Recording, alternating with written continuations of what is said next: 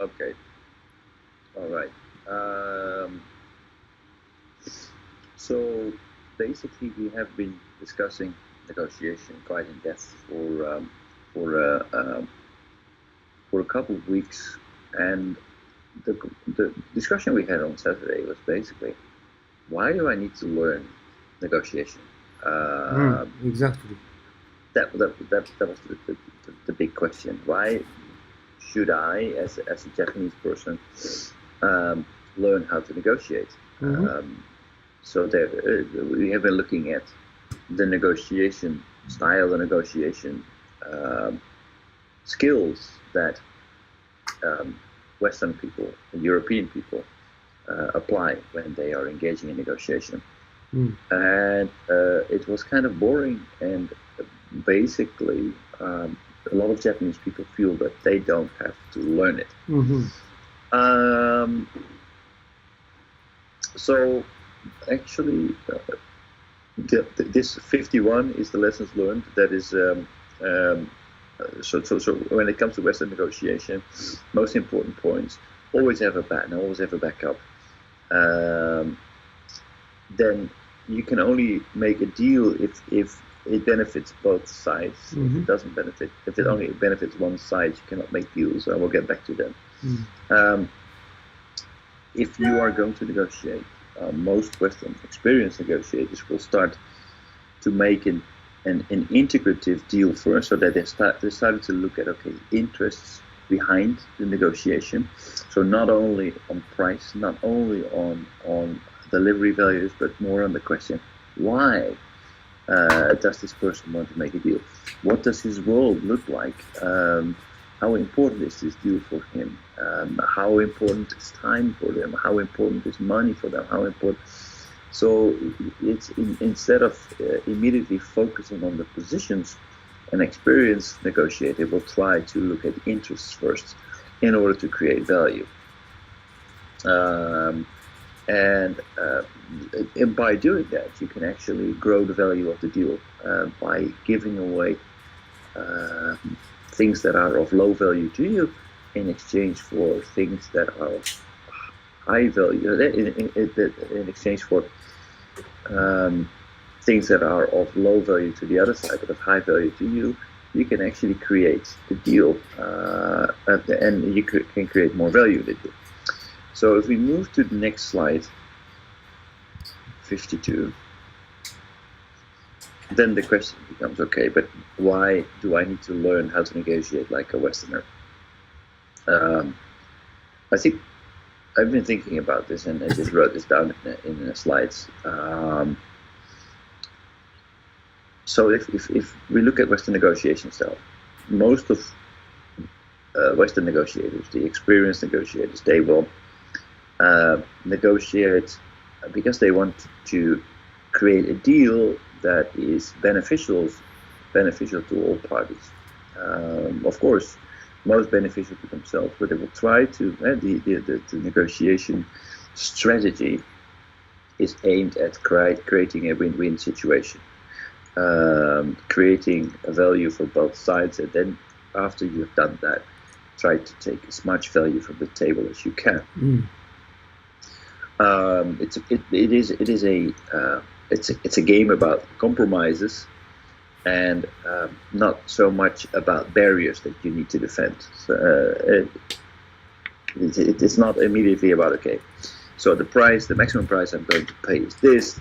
The payment terms need to be like that. The specifications are as such. We will deliver them, and then you can sign here, yes or no. It's not about setting up barriers. It's about making compromises. It's about figuring out what the other side wants, what is important to them, and then adjusting your proposal in a way that it will give them more benefit in exchange for more benefit to us as well. But if you have no intention to compromise, if you really, if you are only interested in basically proposing, making your proposal as a take it or leave it offer, then I agree. There's no point in negotiating. basically you just make a proposal and that's it. But then you might just as well tell the rest of the world that you're not interested in doing business with them. Mm. That's your message. So if you're not interested in doing business, if you're not interested in negotiating, then basically you do not do any business. But if you don't trust the other side, or if the transaction costs of engaging in foreign negotiations are too high, what I mean with that, so if it is too hard for you to actually study negotiation, if that is just too much of a hassle for you, the sort of things are happening for Japanese people, right? Right. But that means that you should accept the fact that you will not make a deal with foreign counterparts. Because most of the foreign counterparts will have a BATNA, because they use their negotiation strategy.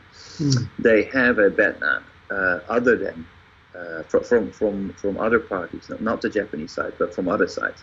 So if the Japanese side insists on presenting a take it or leave it deal, then there's a very high chance that the party that receives the take it or leave it deal will have a better BATNA. So that they probably will not do any business with you. So the only way that you will be able to do business, if you find parties that have a BATNA, have a BATNA that is that is not as good as your offer, your proposal. But if you consider that, I mean, would you like to do business with a site that has that doesn't have a BATNA that's better than your deal? Well, maybe I think Japanese people has their own BATNA, but they are very much different from Westerners. Not only the scope of BATNA price, but also lots of conditions different. Japanese is probably very narrow or shallow, or instead of European people more wider allowances. I see something different. How do you think? So you think that they? So, from my understanding, basically, the Japanese side has a tendency to put a take it or leave it deal on the table. They look at their costs. They look at their technology. They look at what they can offer. They make a fair proposal, usually, and based on their cost structure, and they say, okay, this is it. Without considering whether the other side is interested in their technology, in their delivery terms, or in the price that they are proposing. Basically, that's just it.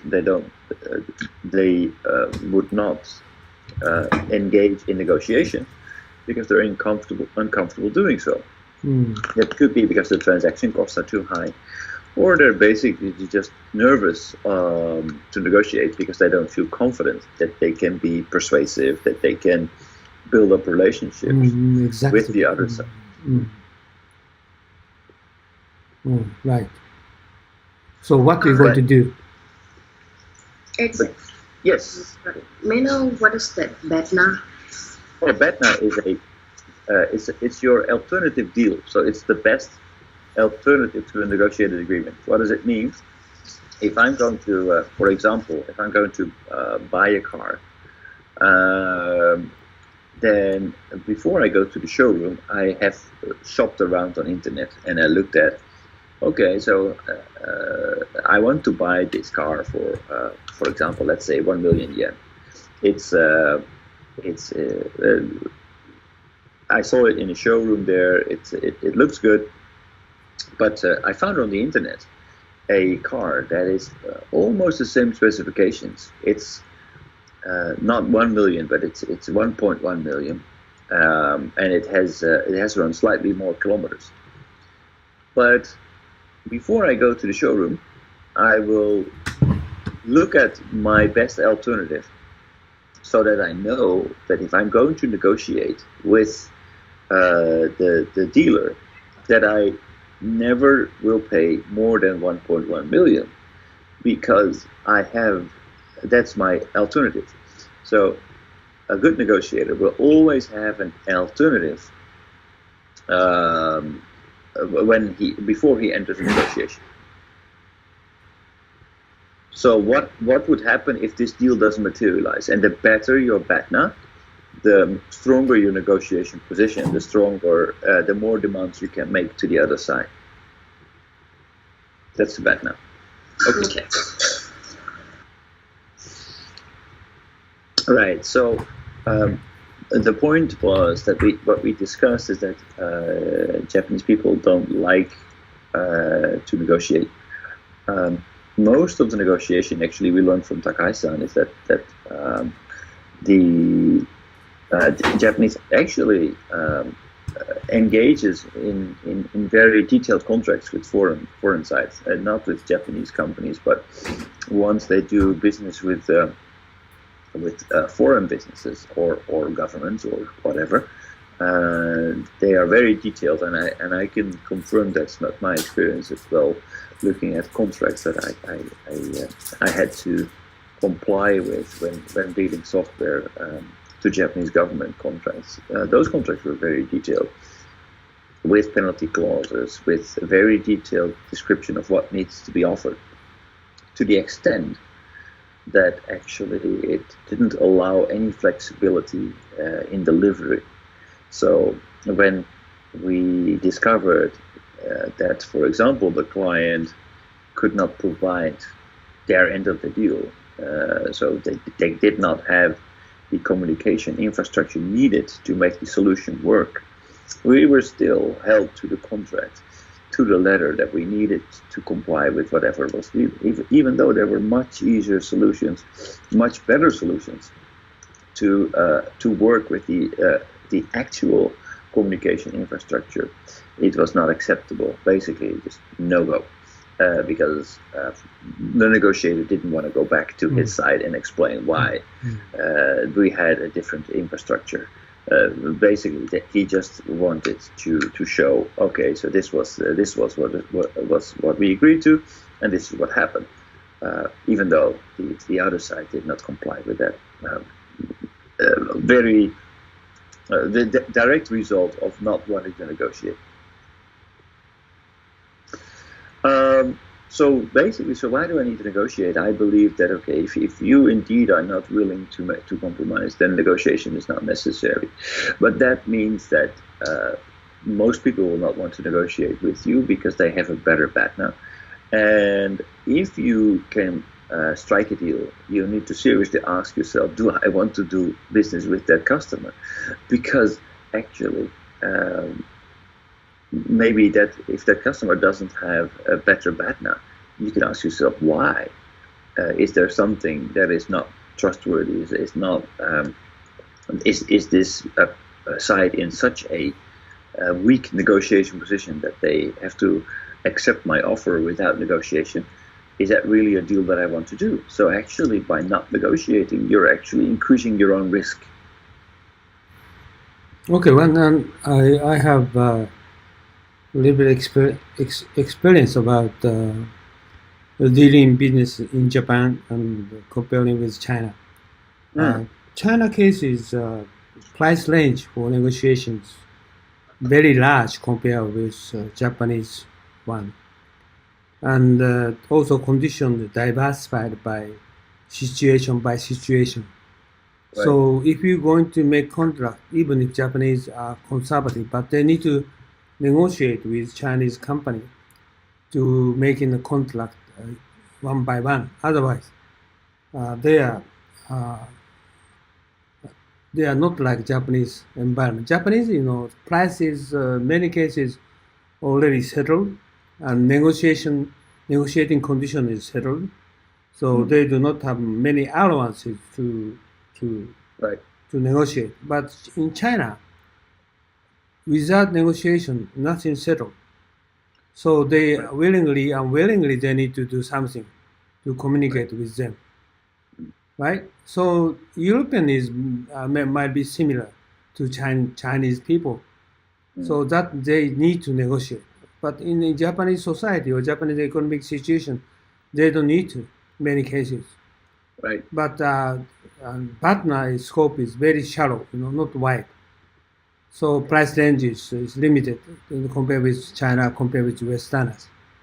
This is my understanding. So whenever Japanese dealing business with Chinese and Middle East and any other country, Asia Pacific or Europe, they need to start to do something. Otherwise, they're losing benefit or Right. dealing business. This is my understanding. Is it right? Yeah, so definitely. If without negotiation, you will get the short end of the stick, because actually all the conditions, all the price, but also other conditions, they have been set with the idea that we're going to negotiate in mind.